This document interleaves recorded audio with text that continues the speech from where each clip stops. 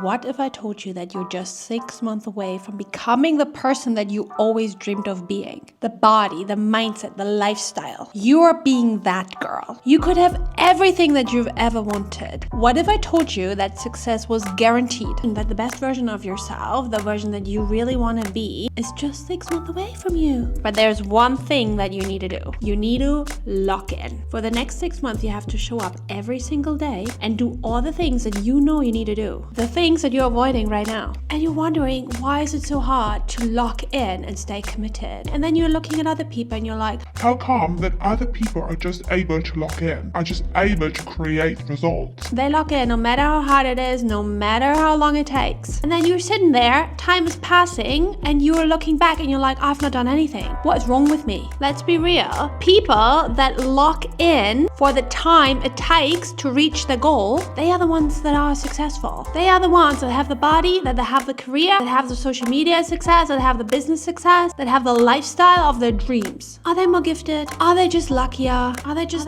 special? No, they're just able to lock in. Being able to lock in is not something that you either have or you don't have. It's behavior, and it is based on science. And in this video, I'm going to share with you exactly how you can use the science of locking in to your advantage. And then what you learn in this video, that's why you need to watch the whole video, because especially at the end, I'm going to talk about the strategy that you're going to do in order to be able to lock in. But what you're going to learn in this video, you will be able to use in the next 6 months to build your dream life, to become the dream person that you want to be. And in this video, I'm going to break down exactly what will happen in your brain when you are locking in and what you need to do in order to be able to rewire your brain to become a lock-in professional. I'm going to share with you why people probably like you are struggling with locking in, staying committed, and how you can then train your brain to do it. Guys, it's all up in here. And if you understand how you use your own brain as your power tool, you'll be able to accomplish anything you want.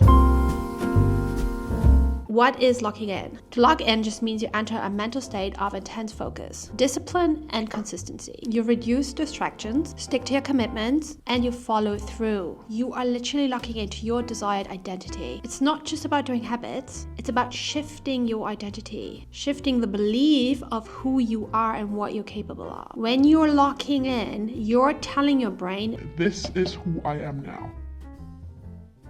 The very first part when it comes to science is neuroplasticity. What is it? Neuroplasticity is the brain's ability to recognize synaptic connections, especially in response to learning and experience. Your brain is wired to change. This is called neuroplasticity. When you repeat focused behavior consistently, your brain will then strengthen the neural pathways to make those behaviors easier for you and more automatic. That is basically how you learn a new habit. Think about when you start a new routine. In the beginning, when you wake up in the morning, for example, and you want to have a gym routine in the morning, it is really, really hard. This is not a behavior that you would normally do because your brain has not made this behavior automatic yet. There are no neural pathways to do this. But you will know this from any behavior that you've learned. You will then find it easier and easier and easier until it becomes automatic. The same when you learn something new, like driving a car. I remember my first lesson when I drove a car. It was so hard. I was like, I will never ever be able to learn this. And now it is automatic when I drive a car. So you basically repeat a behavior so many times it feels really, really hard in the beginning, and then it becomes automatic, and then it's just easy to you. And that is when your brain has then created those neural pathways. That means that you are able to learn everything no matter what age you are. You're able to do new experiences. That's why people say push yourself outside of your comfort zone. Your comfort zone is basically the neural pathways that your brain knows. Everything is cozy, everything is great. But then when you push yourself, your brain is then challenged to build new neural pathways. That's why it's so important for you, also for your brain health, to actually keep challenging yourself, to put yourself in uncomfortable situations, so your brain is actively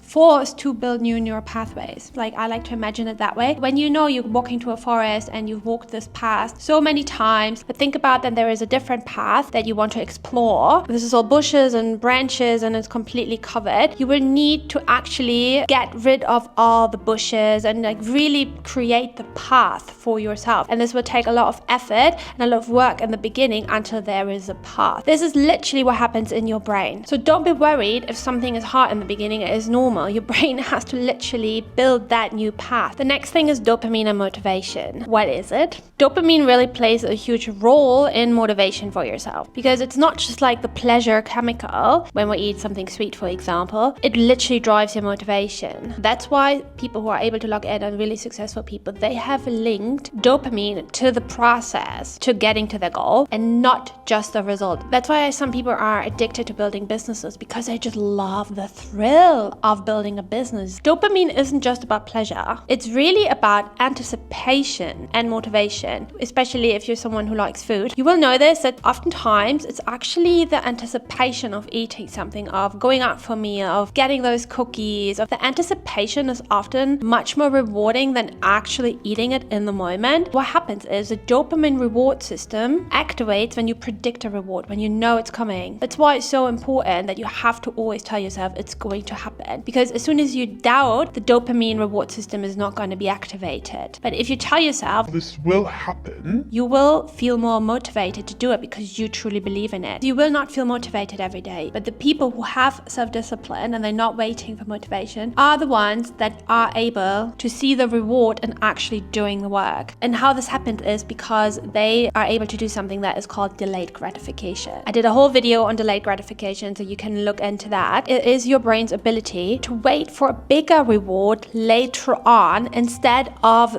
the short-term reward in the moment. Instead of eating the cookie now, because that is the reward right in the moment, you wait for a later reward, which is losing the weight, getting the dream body, curing your binge eating behavior. The later reward could be, oh, I have the cookie later on as a dessert, where I can actually really have time to sit down and enjoy it instead of like gulping it down now. And what that requires is awareness, and that comes from your prefrontal cortex. Your prefrontal cortex has to override your impulse for immediate pleasure. It is an impulse. It always feels really rushy, especially when it comes to eating. That is always coming from your lower brain. It's just the immediate reward system. You can switch it up and tell your brain, hey, my reward will be later on. My reward will be when I fit into my jeans. And this, you're basically training your brain to link dopamine hits not to immediate impulsive comfort, like scrolling, like junk food, like putting on Netflix, but to actions that build long-term goals, like working out, like sitting down and doing the work and feeling proud of yourself, like going for a walk outside, giving yourself a nourishing meal that actually makes you feel good. You're basically tricking your brain into craving the bigger future reward. When it comes to delayed gratification, there was a really interesting experiment in 1972. It's called the marshmallow test, and this is one of the most famous psychological studies on self-control and delayed gratification. And the experiment was that children were given a marshmallow and they were told that they can eat it either now or they can wait 15 minutes and then they can eat 2. Okay, so I have 1 marshmallow for each of you. Okay. 1. Don't eat it? And here's the deal. You can either eat it now, or you can wait till I get back and you can have 2. Okay? Okay. So eat it now or wait till I get back and you can have 2. And I'll be back in a little If we wait, you'll give us 2? Yep, if you wait, you'll get 2. Or you can eat it now, whichever you want.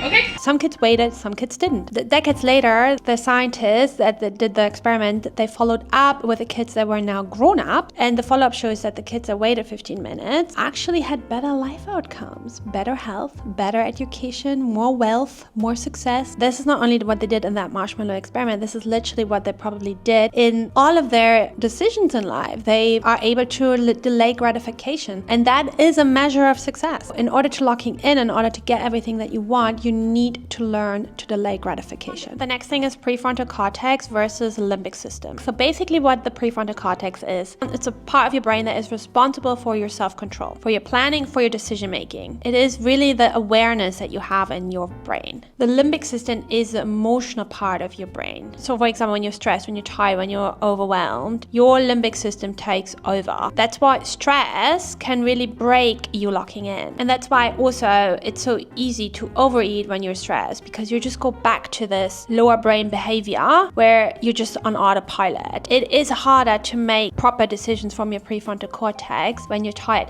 This is why it's also important to really get things done in the morning, to be on track in the morning, because in the morning your prefrontal cortex is awake and is ready to go. Get as much stuff done in the morning that is hard for you to do in the evening. I know from myself, I struggle to edit content in the evening. Working out is okay, but sometimes I do not want to work out, and it's harder to make myself want to work out. That's why willpower is literally a limited resource. Every time you make a decision, resist a temptation, or control an impulse, you use a bit of that resource. Making a lot of decisions during the day really drains your prefrontal cortex. This is called decision fatigue. And when your willpower is depleted, you're more likely to give into instant gratification. And then you know this, it's like you negotiate with yourself. As soon as you start negotiating with yourself, you know you're not really into your prefrontal cortex anymore. Because as soon as you start negotiating, it's like, oh, maybe I shouldn't do it. Blah, blah, blah. That is when your lower brain is coming up and it's like, you need to pay attention to this. Negotiation is the first indicator for you that you're not in your higher brain anymore. And the last part that is super important when it comes to science is identity and cognitive dissonance. Your brain always wants to act in accordance with who you believe you are, with the self-image, the self-concept, the self-identity. It's all the same thing you have about yourself. The view that you have about yourself, the beliefs that you have about yourself, and your brain always wants to act in accordance with that. If you act out of accordance with that belief of who you are, what you're capable of, and all the stories that you have within your self-image of who you believe you are, that feels uncomfortable. And that feeling of uncomfortableness when you act out of alignment, that is called cognitive dissonance. You're basically trying to hold two beliefs at the same time, the belief of who you truly are and the belief that who you want to be or who you could be. And in order to reduce that cognitive dissonance, because it's so uncomfortable, you tend to go back to the old behavior because that feels comfortable, that feels familiar, and your brain is then at peace, basically. That's why it's so important. You have to change your identity. You have to change the belief of who you think you are. That's why so many people put on the weight again after they lose it, because all they do is doing the diet and they just do the behavior, but they have not actually changed the belief of who they are. They still believe they are someone that can just eat 3,000 calories a day or eat whatever they want. They cannot. If you change your body type and you lose a certain amount of weight, you have to change your behavior, but you can only stay consistent with that new behavior if you believe that you are a new person, or that you are a slim person, that you have certain habits and routines and eating behaviors that match that slim person. That's why a lot of people sabotage themselves when they step up in their career or make more money, because they don't really believe that they are someone who makes that amount of money, or that they could be someone, or that they are successful. They have all these limiting beliefs around them, and then they start to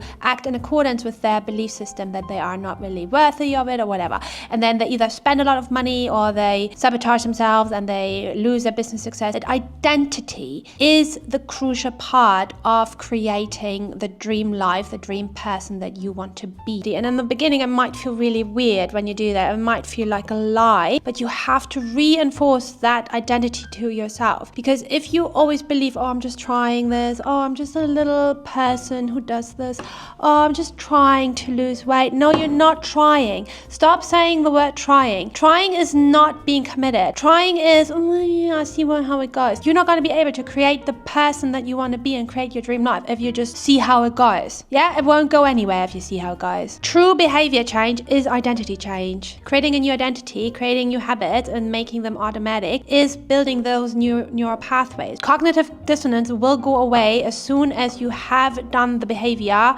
often enough so that you identify as that new person. I have a whole video on how I became a morning person. That is literally an example of this. I hated the mornings. I slept in, I was lazy, I went to bed late. I became a morning person. Guys, I wake up every day around like 5:30 now. You can make it happen, but it has to happen in here. You have to believe that this is who you are. Are you showing up as someone who has a slim body already? What would that person do? Are you someone who is already a successful content creator? What would that person do? Are you someone who has a successful business? What would that person do? Are you someone who XYZ, whatever you want, what would that person do? Every action that you take is literally a vote for or against the person that you want to become. Is it your old identity or is it your new identity? Your brain is being rewired. That's why a lot of people don't do it. That's why I'm saying some people are able to do it, because they are able to stick with the discomfort. You can stick with the discomfort. You just have to have the awareness why it is uncomfortable, what's going on in your brain. It's just all in your freaking brain. Just a computer in your head that you are reprogramming. If you start seeing yourself as a healthy person, you are going to make better choices for yourself. If you're seeing yourself as a workout girly, you are going to want to work out because that's just part of who you are. So you need to start to reinforce and repeat habits that reinforce that identity. So always think about, what would that person do? What would my future self do? What would my dream version do? Every small little action that you do that aligns with that new identity, with that new life that you want, that will start to reduce the dissonance. Every little step matters. You might think, oh, it doesn't matter if I don't eat that cookie now, blah, blah, blah. It matters. And it will lock in that behavior. It will lock in that new identity. It will help your brain to build this new neural pathway. You need to start to reduce unnecessary decisions and temptations. You need to start to create routines and environments that make good choices more automatic. So your brain doesn't waste precious willpower. Start doing things in the morning if it's really hard for you to do it in the evening. Maybe you're someone who concentrates better in the evening, then you don't have to change anything. But if you are someone who is like me and your energy and your willpower and your focus depletes in the evening, after 5 o'clock, guys, you can forget about me. So I need to get all my things done in the morning or midday. Otherwise, it's not going to happen. You're not going to see me record a YouTube video after 6 p.m. My energy level after 6 p.m. is gone. Is you have to make it identity based. So instead of saying, I want to work out, I'm trying to work out, you say, I'm someone who works out. I'm a workout girly. Because if you actually say, I'm a runner instead of, oh, I want to go running, it will start to decrease the cognitive dissonance, and it will actually then create cognitive dissonance if you don't run, because not running conflicts with your identity of being a runner. Always ask yourself, what would my future self do when it comes to eating, when it comes to showing up in any kind of area that you want to improve? What would the best version of you want to be do? And then you're going to train your dopamine towards process, not goal. That's why it's also important to celebrate small wins, small milestones, because that will give you a dopamine hit. And the brain wants to repeat this. That's why it's so important to start keeping promises to yourself, because that is a small win. How do you feel when you go to bed and you feel like, oh man, I had such a good day with my eating, I didn't let myself down? That feels amazing. That is a small win. Your brain loves this. The reward is in the effort and how you feel afterwards when you actually put in the effort. At the end of the day, you're always going to feel so much better when you actually went through the hard bit and you showed up for yourself and you delayed gratification. This feels amazing. You're going to go to bed and you feel amazing. You're going to wake up and you're going to feel amazing because you know you're living in alignment with your future self. Another hack that you can try is that you pair a less fun activity with a fun activity. So for example, I have a walking pad. If I was just walking on my walking pad, I would be bored to death. Guess what I'm going to do? I'm going to watch a TV show. I'm going to watch TikTok. Instead of just rotting in your bed or on your sofa watching TikToks, go on a walking pad. Do a little workout in between, yeah? Put a YouTube video on and do a little stretching routine. Do something. Guys, get a walking pad. I'm telling you, it's the best investment ever. Go on a hot girl walk outside and listen to your favorite podcast. And then you're going to start to design your environment. Reduce friction for good habits, increase friction for bad habits. Put food away that is not good for you, that is making you going to overeat, that is making you binge, that is making you not being on track. Make it easy for you to follow through. If you want to start working out in the morning, put your workout clothes out, hop into it in the morning. If you want to work on your business, make sure that you have all your things set up. When I want to edit in the morning, guess what? Right in the kitchen in the morning, I put my laptop, I put my notes, and when I get into the kitchen in the morning, I'm like, I'm going to sit down and edit. And then really important, you have to limit goals and decisions so it's not going to be overwhelming for you, because what happens when you're overwhelmed, you're going to get into stagnation, you're not going to do anything. So instead of having 20 goals, and I, talking to myself as well, have 2, maximum 3 goals for the next 6 months that you want to achieve. It's actually better to have just one, have maximum 3. The more you follow what I'm teaching you in this video about the brain, and the more you just do it, the stronger your new neural pathways become, the more it becomes autopilot. And guess what? As soon as it's autopilot, it's part of who you are, it's part of your identity. And I truly believe that real happiness and real contentment is when you start to live in alignment with your future self, with who you're meant to be, with who you can be, with your potential. The good news is you can learn this. Just start showing up every day. Let me know in the comments what you're actually locking in for. What is one goal that you want to achieve in 6 months? Because I want to cheer you on. And if you found this helpful, give it a thumbs up, subscribe to the channel to get more content like this, and make sure to watch this video next because I think you will really like it.